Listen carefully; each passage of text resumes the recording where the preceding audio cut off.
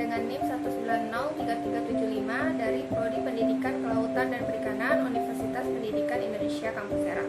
Sekarang saya akan menjelaskan sedikit mengenai biota laut. Ditonton sampai habis ya. Kurang lebih 70% dari luas bumi kita merupakan laut. Indonesia sendiri merupakan negara kepulauan. Indonesia juga dikenal sebagai negara bahari yang memiliki keanekaragaman dan kekayaan biota laut yang diakui dan dikagumi dunia. Bentuk kehidupan di laut sangat bervariasi, mulai dari organisme ukuran sangat kecil hingga organisme dengan ukuran raksasa seperti paus. Secara umum, organisme di laut dikelompokkan menjadi 3 kategori, yaitu plankton, nekton, dan bentos. Menurut Davis 1986, pengelompokan ini didasarkan pada karakter dan kebiasaan hidup organisme tersebut.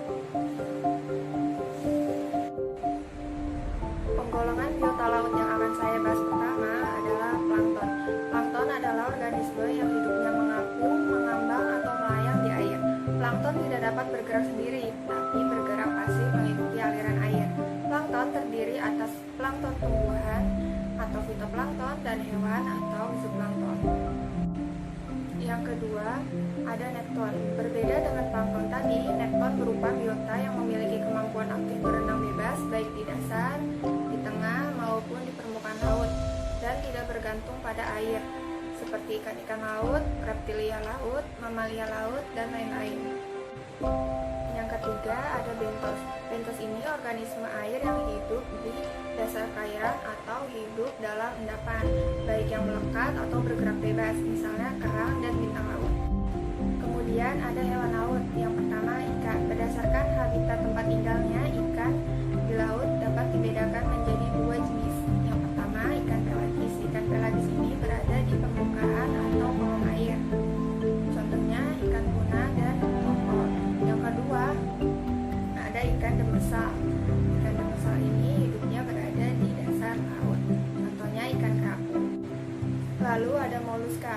Moluska yaitu hewan bertubuh lunak, memiliki pelindung berbentuk cangkang untuk perlindungan dirinya, dan ada pula yang tidak memiliki cangkang.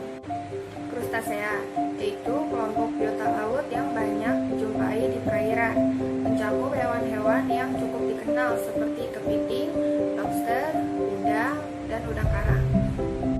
Reptilia, reptil laut yang telah beradaptasi secara sekunder untuk kehidupan akuatik dan semi akuatik di lingkungan laut, contohnya penyu dan ular laut. Echinodermata, hewan berkulit duri yang hidup di wilayah laut, contohnya ada bintang laut, bulu babi atau landak laut, dan teripang. Mamalia laut, hewan yang melahirkan dan menyusui anaknya, contohnya yaitu paus. Secara biologis, paus tidak termasuk jenis ikan. Paus tidak bernafas dengan insang, melainkan dengan paru-paru. Oleh karena itu, setelah menyelam beberapa lama, paus akan menyembul keluar untuk bernafas.